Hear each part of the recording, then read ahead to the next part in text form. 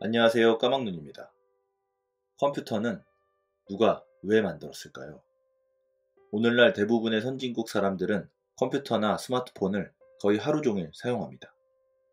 전 세계의 약 60%의 사람들이 컴퓨터와 스마트폰을 사용하고 있습니다.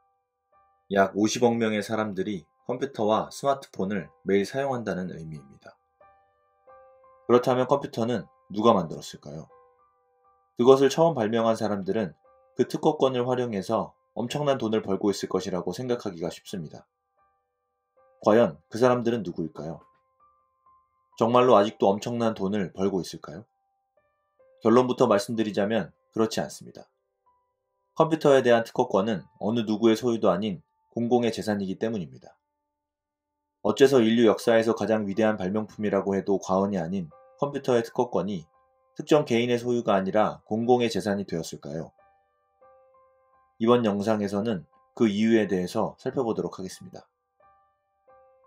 1942년 말 펜실베니아 대학교 전기공학학부인 무어스쿨에는 미분 분석기를 직접 조작하는 운영팀과 주 6일 동안 탁상용 계산기 앞에서 포탄의 궤적을 산출하는 계산팀이 각자 임무를 수행하고 있었습니다. 두 팀은 매달 한 개의 포탄 궤적을 계산하였는데 수많은 여성 직원들의 헌신에도 불구하고 일정은 계속 늦어지고 있었습니다. 1940년대 세계는 전쟁의 소용돌이 속에 있었고 미국 또한 참전을 피해갈 수는 없었습니다. 그래서 미 육군은 유사시 포탄의 궤적과 사거리를 빠르게 계산할 수 있는 기계를 구입하여 무어스쿨에 기증하게 되었던 것입니다. 그 기계가 바로 미분 분석기였습니다.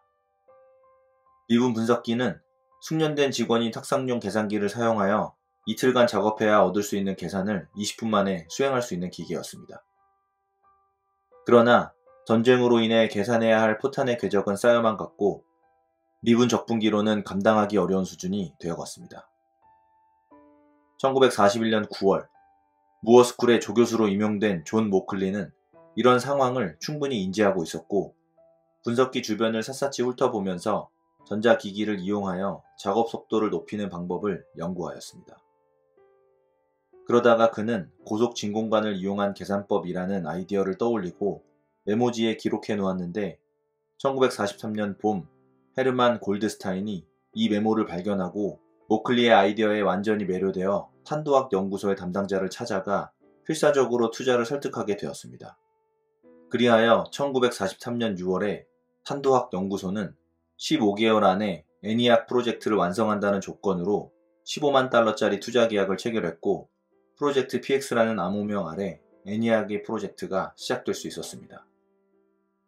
전기공학자 존 브레이너드가 예산을 감독하는 프로젝트 총책임자로 임명되었고 새파란 청년 프리스퍼 에거트가 수석 엔지니어가 되었습니다.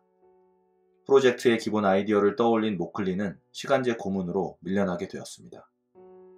프로젝트 초기에 에거트는 회로 설계와 테스트를 맡은 10여 명의 팀원을 이끌었습니다.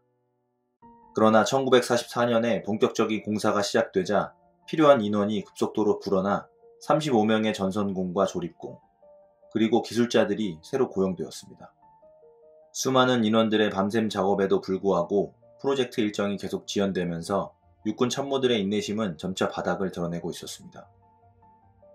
그리고 1944년 8월 존 폰 노이만이 무어스쿨을 처음 방문했을 때 애니악은 완공일을 1년 이상 앞두고 있었습니다. 그가 프로젝트 PX를 위해 했던 첫 번째 일은 지원금이 계속 들어오도록 군 당국을 설득한 것이었습니다. 그 무렵 노이만은 정부와 군에 상당한 영향력을 행사하는 거물급 과학자가 되어 있었기 때문에 군 당국을 끝내 설득할 수 있었던 것입니다. 그리고 1945년 12월 프로젝트는 완료되었고 애니악에게 첫 번째 임무가 주어졌습니다. 그 임무는 포탄의 궤적과 사거리를 계산하는 것이 아닌 로스앨로모스의 수소폭탄 개발 프로젝트였습니다. 수소폭탄을 점화시키기 위해서는 티타늄이 필요한데 그 양을 구하려면 편미분 방정식 3개를 풀어야 했습니다. 그리고 이 일을 원하는 시간 안에 처리할 수 있는 기계는 애니악뿐이었죠. 노이만은 그때 애니악이 단순한 폭탄 제조용 도구가 아님을 간파했으며 애니악의 단점을 개선하여 완전히 다른 종류의 컴퓨터를 머릿속으로 구성하고 있었습니다. 애니악은 단점이 많은 기기였습니다. 150kW에 달하는 소비 전력의 절반 이상이 진공관을 달구거나 식히는 데 소비되었고, 각 부위의 계산 부하량을 고려하여 배치를 아무리 열심히 조절해도 이틀에 한 번꼴로 진공관이 파열되었습니다. 연구원들은 오작동이나 연결 불량으로 발생하는 작동 중단 사태를 최소화하기 위해 애니악 부품을 신속하게 교체할 수 있는 표준 플러그인 단위로 바꾸었지만, 그래도 작동하는 시간보다 작동을 멈춘 시간이 더 길었던 기기였습니다. 애니악은 그야말로 단 하나의 목적, 즉 전쟁을 위해 태어난 기기였습니다. 그리고 전쟁이 끝나고 다른 용도가 부각되자 기계의 존재 이유가 가장 큰 단점으로 떠올랐던 것입니다. 애니악 운영팀은 프로젝트를 진행하는 동안 나름대로 기계의 단점을 인식하고 해결책을 물색해 왔는데, 여기에 노이만이 합류하여 날개를 단 셈이 되었던 것입니다.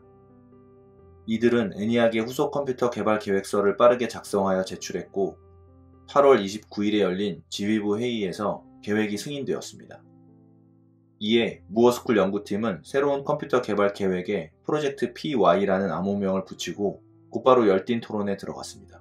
그리고 노이만은 애니악 팀의 아이디어를 체계적으로 정리하였고, 이로 인해 새로운 컴퓨터의 기본 형태가 결정될 수 있었습니다. 노이만은 쿠르트 괴델의 불확정성 정리와 앨런 튜링의 수학적 논리체계를 가이드라인으로 삼아 컴퓨터 역사상 가장 중요한 논문으로 꼽히는 그의 역작 에드박에 대한 첫 번째 보고서를 작성하게 되었습니다. 컴퓨터 공학자 볼프강 코이는 이 논문을 현대식 컴퓨터의 출생 증명서라고 정의했습니다. 1945년 노이만은 프린스턴 고등연구소에서 사용할 컴퓨터를 설계하면서 명령을 부호화하는 단어는 메모리에서 숫자처럼 처리된다 라고 했는데, 이것이 바로 현대식 코딩의 본질이자 소프트웨어의 핵심 개념입니다. 모든 프로그램은 컴퓨터의 중앙처리 장치로 들어가기 전에 이진수 부호로 변환되며, 기기의 숫자는 칩에 내장된 작업에 1대1로 대응됩니다.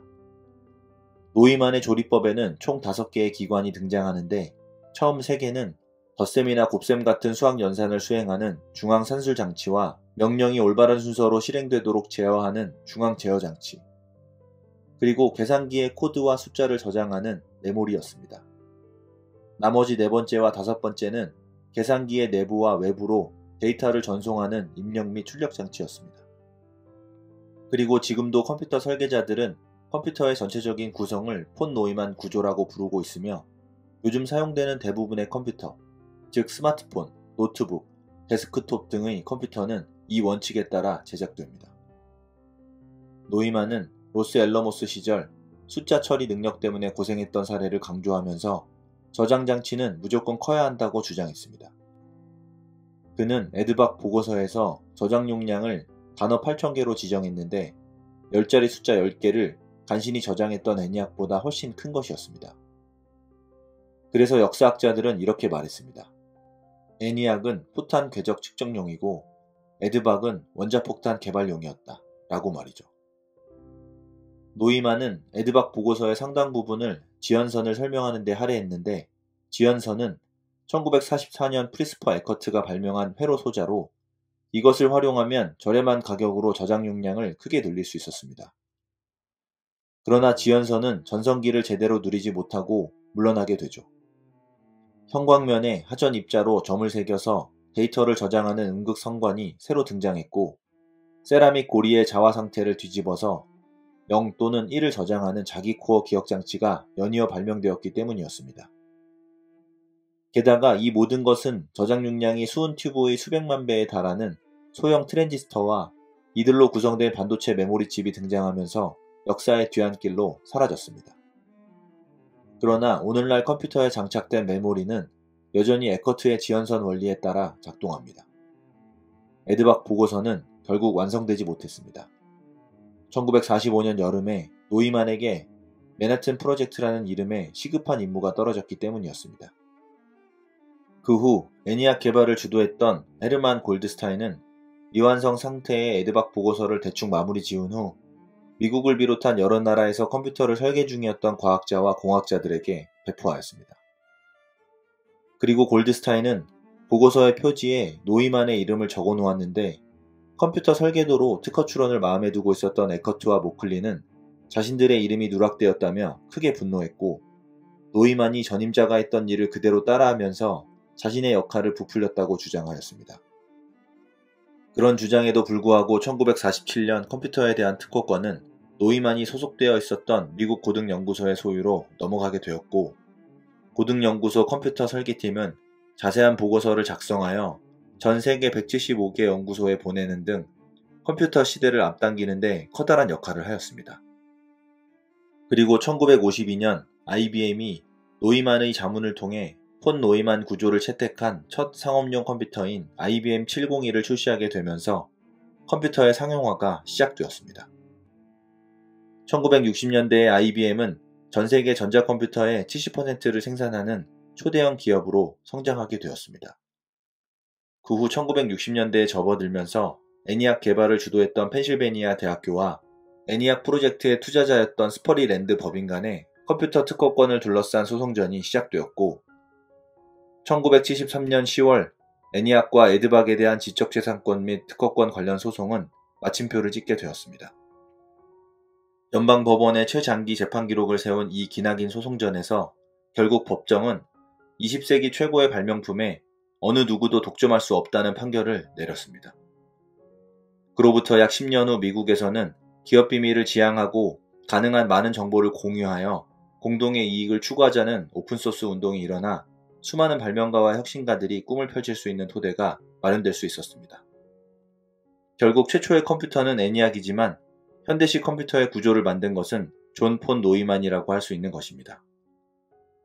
단일 메모리를 사용하고 중앙 처리 장치가 데이터를 읽고 연산을 수행하며 결과를 다시 메모리에 저장하는 구조로 작동하는 폰 노이만 구조는 오늘날 대부분의 컴퓨터 시스템에 적용되고 있는 기본 아키텍처가 되었으며, 이 구조 덕분에 컴퓨터 설계는 단순화될 수 있었습니다.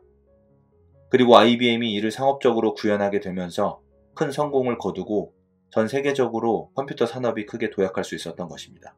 그리고 고등연구소와 연방법원은 컴퓨터의 설계 보고서를 공공의 재산으로 공개하여 컴퓨터 공학이 빠르게 발전하는 데 큰 역할을 하였습니다.